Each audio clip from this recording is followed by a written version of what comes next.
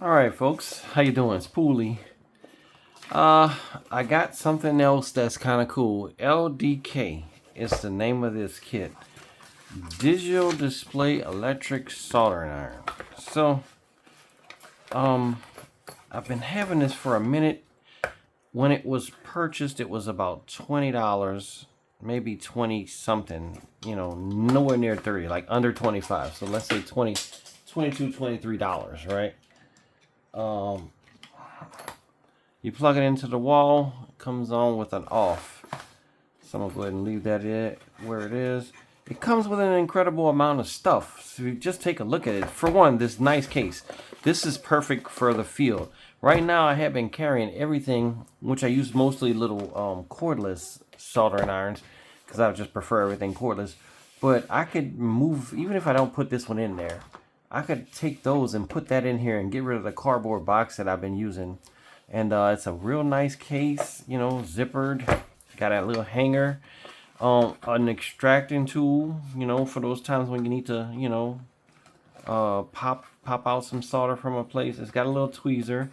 Let's see if the tweezer has teeth, because that's one thing that drives me crazy about, yeah, these tweezers.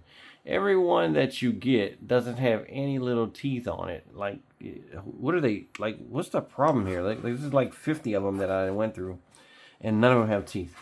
Anyway, enough with that rant. It's got a little stand. It's got some little what do you call it, sponge stuck in there. You could put in this area. You got to bend it up. I guess you're only going to want to bend this up. Like, this is not good for field use, because you're going to want to bend this up one time. You bend it too many times, it's light metal. It's going to break. So you can take that for what you may. Okay, the assortment of tips. You usually get a decent amount of solder to get you started. It is 6337. It's an odd blend, but anyway, I've been seeing this a few times. So, you know, you're getting this little hard solder tip cleaner, I guess. Solder paste, not suitable for soldering point integrate. Okay, so yeah, but I mean, all in all, for the price, you cannot beat this. So this solder job comes at necessity. Like, that's why it's set for a really long time, because I was waiting to have a solder job to do before I did this review. As I stated, I'm not gonna fool with that stand. I'm gonna pull out my normal stand. Just a tidbit that has nothing to do with the review of this thing, but these are the XD plugs, right? Everybody's familiar with them. They come in different colors. They're more commonly, like, this is also an XD plug, which is orange. I got an orange and a black. The common color for these, odd that I don't even have one in my my box here, but it's kind of this orange, yellowish, yellow color, not yellowish, yellow color. And that's the standard most color you're gonna see. So I was really excited to get some orange ones, because they look like EC5s, and they do have this little smart thing for that name brand. I mean, you know, if you got that system, you're married into, I think it's the Mars system, where it does like a smart battery thing. So anyway, unimportant for this. What I did want to show is that I'm gonna do a little modification to this. This is a standard, the what is it? Is it XD or SD? I can never remember. Yes, XT60. So you see that the E-Flight, EC, and IC are is the EC, that's IC, are rounded. They're square at the back, just like the AMAS or the XD, XT.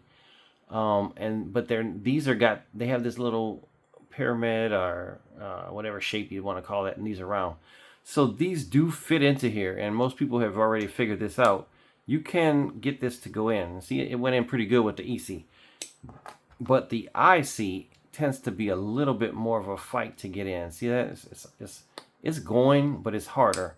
So what I do is I take my X-Acto and I peel out just a little bit of this two little pieces right there. So I just kind of, I don't know if you're going to be able to see it, and it's not really important for this video, like I said.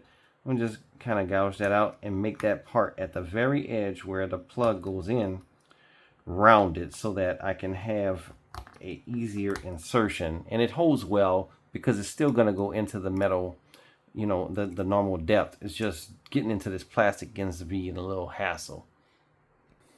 All right, I fiddle with it a little bit more off camera. Now the it's still super tight too. Like, make no mistake, that's tighter. It's actually tighter than these normal plugs that fit in here. It's tighter than they are normally because they usually fit so great and they come apart so great. I like the XD. It's just the only reason why I don't use them is because I'm so married to the E-Flite line, and a lot of everything Motion comes with these blue plugs on it. So, you know, basically it makes no sense to go against the grain.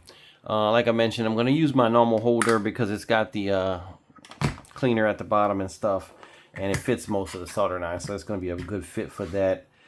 So I'm going to get set up to do some soldering. Alright, I can do a desolder job from the first beginning, so then I'm going to get to the soldering iron. I don't know what to do. The tip is on there, so I'm going to go ahead and press this middle button. Doesn't do anything. Push that and push that one. Nothing's doing nothing. So I'm going to start holding down some buttons. Alright, I held it down on plus and minus. It's saying F5. That's blinking. And off. Alright, so I'm going to hold down this button in the middle. Alright, it came on. And it's quickly climbing. I mean, look at that. This thing, it's got the wattage. I think this is 100 watt. Yep, 100 watt. So like, this kind of blows away some of those other cheap ones that were not very much cheaper than this. And then look how fast it's heating up. Like, that's one thing that I truly despised in the past, in the yesteryears of soldering irons. You have to wait like 10 minutes for your iron to heat up, which was often an aggravation for me.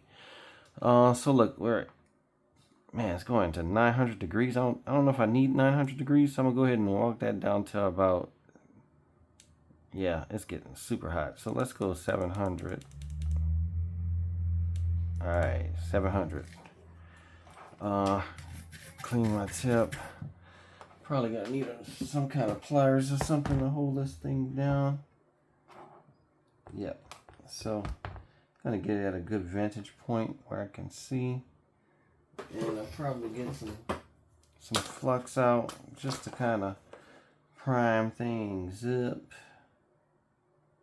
There we go. Yep, and it instantly went into working with that little bit of flux. All right, let's see. I'm gonna put a little solder on this tip. Yeah.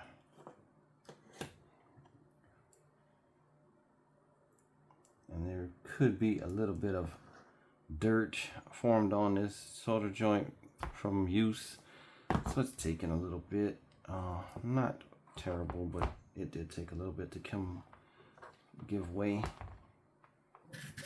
All right, I touched my nylon of the case with the tip. Not ideal.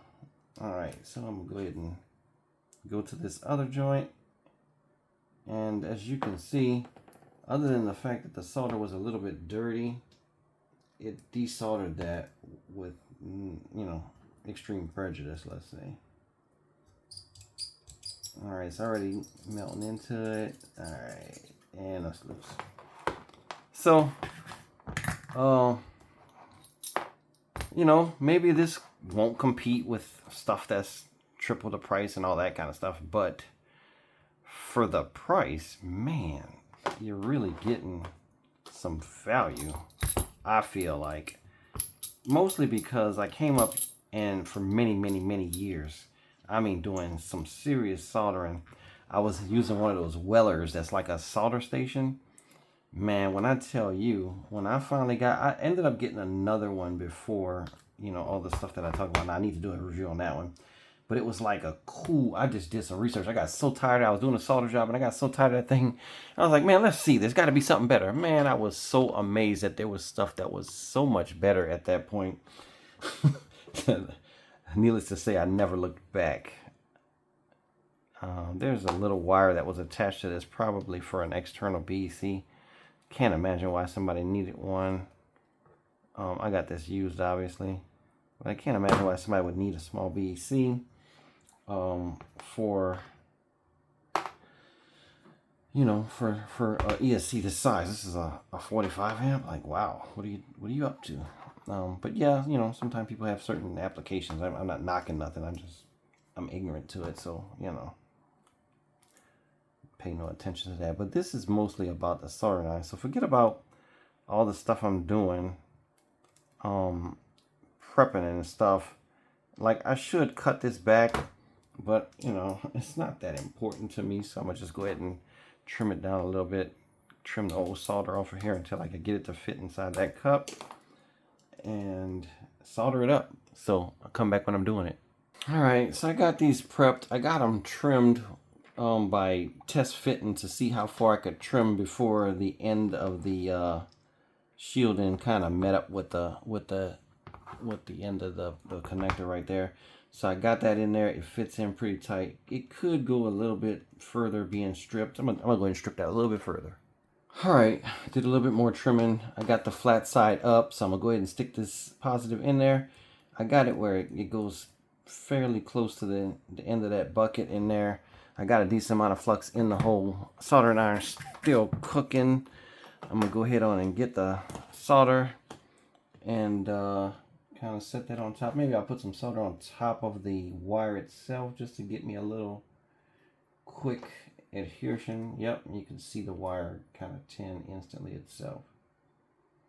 All right, so I'm gonna go ahead and put that on there, and I already see it taking place, and that's it. The joint is done. So I'll just heat it a little bit more, make sure it's all the way adhering. And I'm gonna take a look at it. Oh, nope, I didn't get anything. So this wire fits so loosely in here, I almost feel like putting tinning the you know, reciprocal itself. But I'm gonna try and heat this up a little bit more. And I had to look at the camera because I really cannot solder from behind the camera, so I gotta kind of keep checking every once in a while to make sure I'm on there. All right, I'm gonna feed a little more solder in this time. All right, and I feel the wire crunching down underneath, and feel a little bit more solder for good measure. So I have a nice pool at the edge. I could use a little bit more of that pool. Yeah. I'm gonna go ahead and put the solder iron up. And that's the joint we're working with. Looks real nice, sealed all the way around. Satisfied with that. So, I don't need to do the other joint to display. You got easy up and down control. I got it set to Fahrenheit. So, real high power. I don't have any complaints. Like, this is a nice iron. I don't even like using this round tip, but I went ahead and used it because that's what they had on here. I'll probably switch to the chisel or something. I know people will criticize my soldering because I used the wrong tip, and whatever. It's not about that. It's displaying about the iron. You know, the iron itself is what this video is mostly about. This kit, I definitely recommend this kit for the price. This will be something you keep in your car for the feel. This could be something you can use at home every day if you needed to. I don't know about the longevity of it. You know, I do have a nice iron that I use for desktop stuff, but you know, I'm not saying I wouldn't use this. This thing is nice. It's got this rubber grip on it. Like, this is cool by itself. It's real comfortable to hold in hand. I might just switch to this for a good while and see if I really come up with any negatives. This is the LDK Digital Display Soldering Iron Manual. ADS. There we go. This might be the part number, but I'll put a link to the Amazon for this in the description. So if anybody's wanting to get one, real quick, easy directions how to switch from Celsius to Fahrenheit, Fahrenheit mode. And of course it did came Celsius when I got out the box. I just had to change it over. But that's all I really got to say about it. It's a good iron. I recommend. Thanks for watching. Poolie out.